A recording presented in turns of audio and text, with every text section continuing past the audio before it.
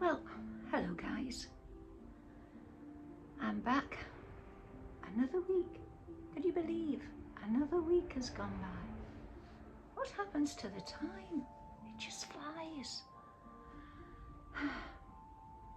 Well, it means that we're halfway through January, which is good. It's very good being halfway through this month, but hasn't it gone on? It could be the end of January. Other months now would be equivalent of the end of the month, but we're halfway through. But this is all part of what I was saying last time about trying to like January. Because if you liked January, you've got this super long month ahead of you. Just think, twice as long as other months. Result. Anyway, this week's been a good week.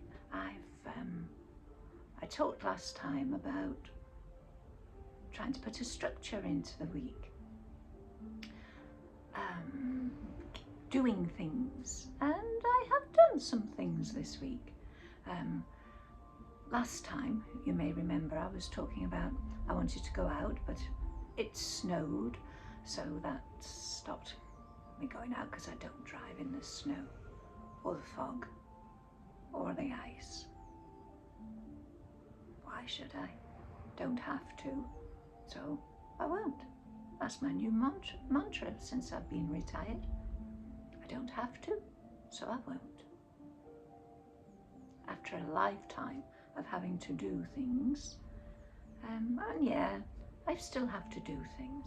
Everybody still has to do things. You're very fortunate if you only do what you want to do. That's a super life, isn't it? But there are things that you have to do, and there's things that you can do because you want to. And this week, I've done a few things because I wanted to. So I did it. So what did I do, you may ask? It's a question. I've got to try and remember now what I did, as I don't do these with a script. I just talk. So what did I do this week? I painted. Yeah. Didn't work out very well though. Not happy with it. It does look like a very amateur painting. Everything's off in it.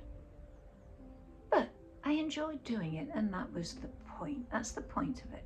I'm not painting to paint perfect pictures.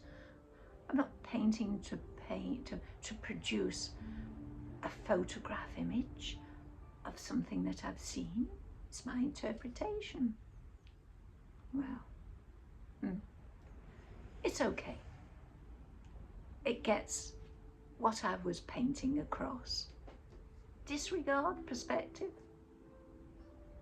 Disregard shadows. But I enjoyed it. It was great fun. Just daubing away at the paint. It did take me 2 attempts. So actually I've had 2 painting days this week. When I've talked about just doing 1 day a week, I did 2. So how greedy was that? Yeah, because I did 1 on the canvas and I made the mistake of using a very big canvas after I haven't painted for so long. It was a big canvas. So, and I didn't have an idea of what I was doing. A bit like this, really. Anyway, there's a pattern forming, isn't there? So yeah, I did this painting and I just wasn't happy with it. So I changed it. That's why I did it a second time. I changed a lot. And it's better. It's better. And I don't think I'll go back. Well, there's a few tweaks I may do. 3rd day on it. Yeah, I may. Problem is though, for me, I don't have a hobby room. I've got plenty of rooms in the house that I could turn into a hobby room, and I've got a lovely cabin summer house in the garden that's perfect for an art studio. But I know won't go across the garden and spend a couple of hours in there when I've got the house which is nice and warm and cosy. So what I do is I paint in the kitchen, on the kitchen breakfast table thing, and so I have to get everything out and then everything away when I've finished. And it usually takes me about 45 minutes, an hour to clear all the paintbrushes, empty everything, put all the paints away. But at least it keeps everything tidy. Yeah, not everyone can have a special room. There is the spare room, which is upstairs. Used to be my son's room, and now the cats use it. I have their feeding station up there because if I feed them downstairs with the dogs eat all the food. I think it's a bonus, extra meal. Poor cats don't get anything. So I feed them separately upstairs because the dogs aren't allowed upstairs, because that's where the cats live now. They used to have the run of the house, but we got these 3 golden retrievers about 5 years ago now. And we always had a dog before, had a lovely golden retriever before that. And the cats were used to him, and we didn't keep them all separate. The dog went upstairs, the cats came downstairs. They shared the house.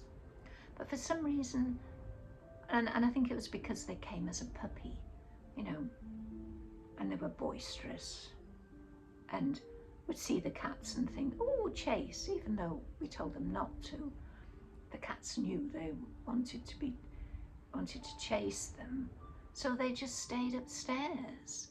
And they come down. There's one, the most timid one, which is a surprise, and she comes down. I'm really surprised at that. She's the one that comes down, and the other 2 go, cat like, no, I'm staying up here. You come up here, you feed me. So they do. So they have a room. Well, they have the whole upstairs really, but they have this room which is designated as their feeding station, and they can they've got different heights in there that they can go and sit on, and then they've got the other spare room, which was my other son's. You know, they've got the bed in there that they can go and sleep on, and it's covered in all of their throws and things, because yeah, we've got 2 empty bedrooms upstairs now, which used to be my boys. Yeah, it's a thing, isn't it? Nobody tells you when you have children. You're not really warned about the times when they move out, get their own places, their own lives. I'm fortunate because my 2 sons live locally. It would be awful if they lived, you know, a long way away, which a lot of people have, even in other countries, you know, it happens. Today's world, the world's so small now, isn't it, to what it used to be, that people don't stay in the same country, they don't stay in the same town. They move. And my boys moved out, and I'm very happy they've moved out, and they've got... Excuse me a moment. Lord, I'm so sorry. He's... leave it. Leave it. Good girl. Sorry about that. But having dogs... No. We live on the road in the village, and whenever anybody goes past... Lord! Excuse me. When anybody goes past, they bark at them, which, you know, which is very good. Excuse the bouncy camera. Lord, the biggest retriever, is guarding the house because I'm in on my own. My husband's gone out to see our daughter-in-law, and he'll be back soon. But as soon as that happens, if I'm in on my own, the male golden retriever thinks that he's my protector, and anything that goes past, a leaf past the window, and he'll bark. So sorry about the barking, but he's my guard dog. What was I saying? Oh yes, empty nest syndrome. You know, that's a real thing. And when the children grow up and they first move home, it's the quietness, the deathly quiet of the house is the thing that hit me the most. I was used to, coming in and out of the house, and I could hear their computer games or music or various things. I could hear them upstairs. You knew they were there, and the house took on this sort of body of its own. It was alive. And then they both moved out about the same time, both got their own places, and that was not a good time for me personally. For them, I was really pleased for them, because that meant, they were growing up and they were working, and they had relationships and things were going well. But for me, it was a time of great loneliness and quiet, and it took a lot of adjusting to, as a lot of people find. And it's quite often dismissed, empty nest syndrome. It's, women of a certain age or parents of a certain age suffer from empty nest syndrome. Ha ha. There's no ha ha about it. And people aren't laughing nastily. They're not being horrible. It's the butt of jokes, isn't it? Comedians' jokes and yeah. But it's real, and it's not nice, and it takes a lot of getting used to. And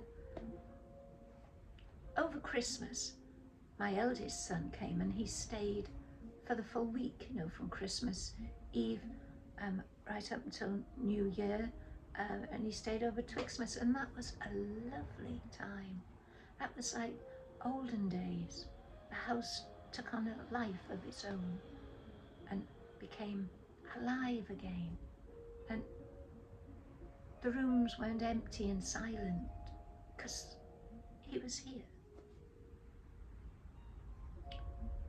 And that was just like going back in time, and it was great. And it didn't occur to me it was like going back in time. It was just a lovely time, and I really enjoyed it. And it was fantastic in being here and chatting, and we went out places, and it was lovely. And then he left. He went back home, of course, back to work, back to his house. And in a way, that's what contributes to a bit of my January blues, because it was like coming back, going back in time to the empty nest, because I was used to him being here, and then he's gone. And the house is empty and quiet and echoes. But you get used to it again. It puts me in mind of what life would be like if I was left on my own. Don't know. Never been on my own. So I don't know how I would take to life on my own if it ever came to it. Don't think I'd like it. But you have to train yourself. Nobody likes empty nest syndrome, but you have to get used to it. You have to. You've got no choice. You can't go randomly getting other children to come and live in the house with you. I suppose you could adopt, but no, not at my age, not at my husband's age. We're too old now to adopt, too set in our ways. But anyway, back to the hobbies. I got sidetracked about empty nest syndrome. believe me, people, if you're not there yet, it's real. Very real. Anyway, I painted.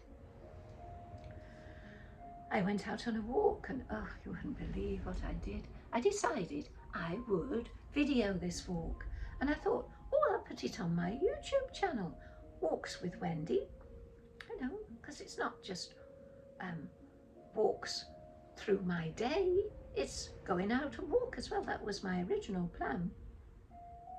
And I went out to the White Cliffs because I live near the White Cliffs and Dover, and I just went a walk along the top of the cliffs.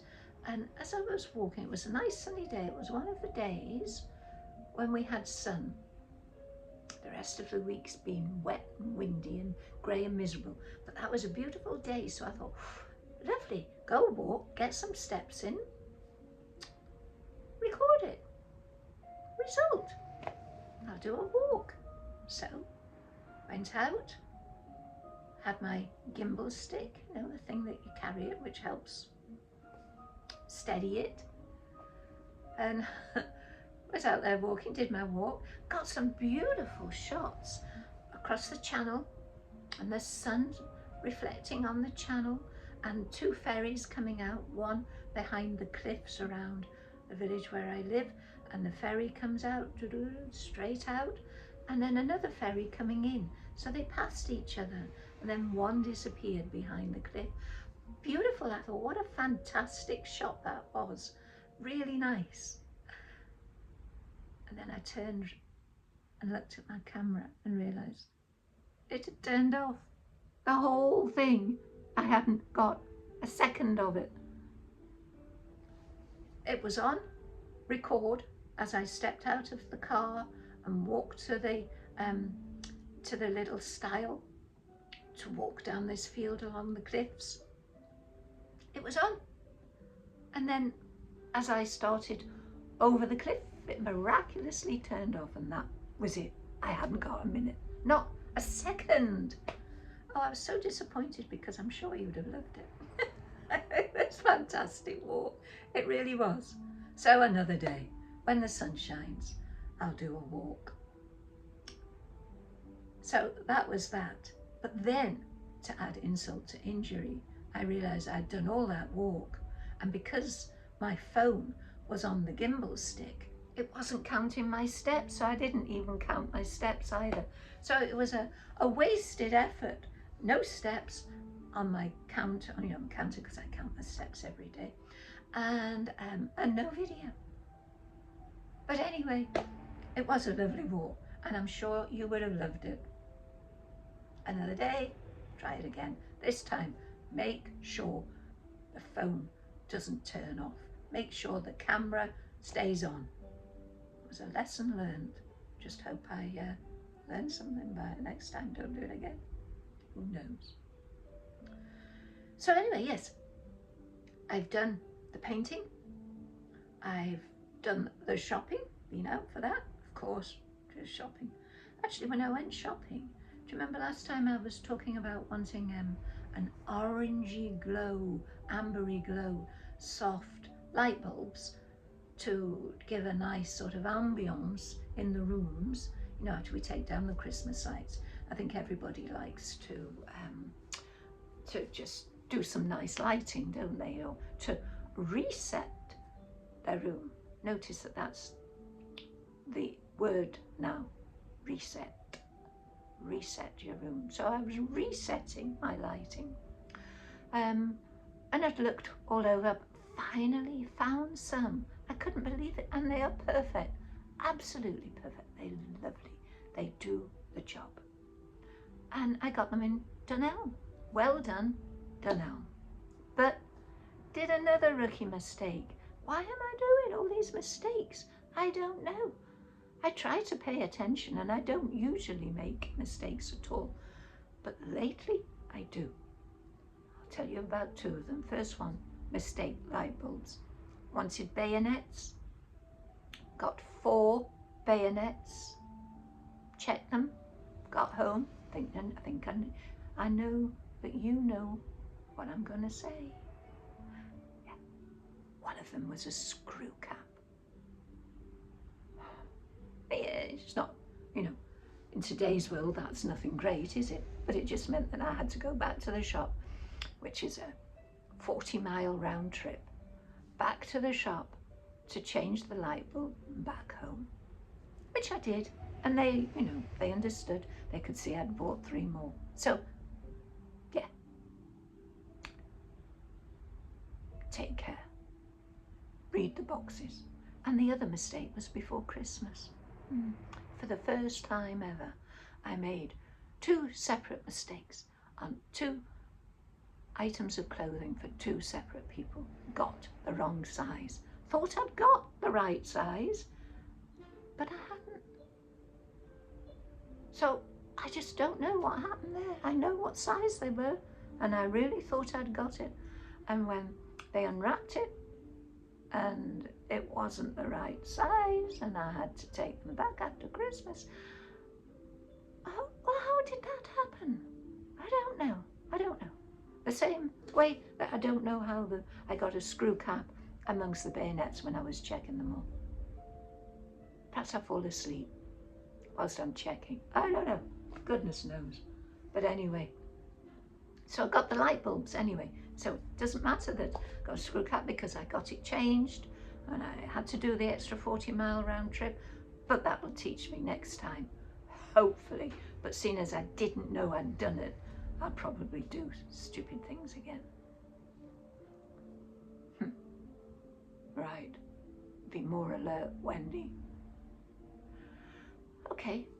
And then I've done some hobbies, but not the hobby day that, well, games day, should I say, rather than hobbies, because hobby was the painting. I did games day, and I got a game of Scrabble out, and we were going to play that, but my husband got a headache. I didn't feel like playing a game. So I did some of these. I noticed suddenly on television there were these spot the differences that you could do on a big screen, which is great for my eyesight, because as you can see, I wear glasses.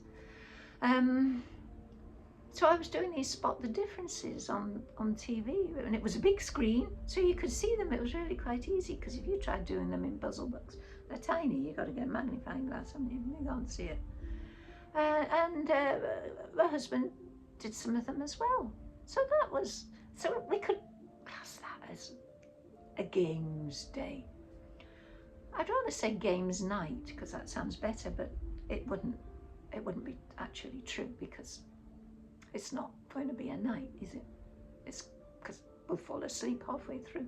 We're playing Scrabble and all the tiles would go everywhere because we just fall asleep. So no limitations, accept them and do them in the sort of mid-morning till afternoon time. That's the plan. Yeah, so I did that. So I did the walk, and I haven't done the going out, but the walk could be part of the going out. But I'm going to Detling tomorrow, which I'm really looking forward to, because that's a sort of antique collector's fair, and I do collect. I am a big collector. So I'm really looking forward to that, and going with my son, which is lovely because he also collects things.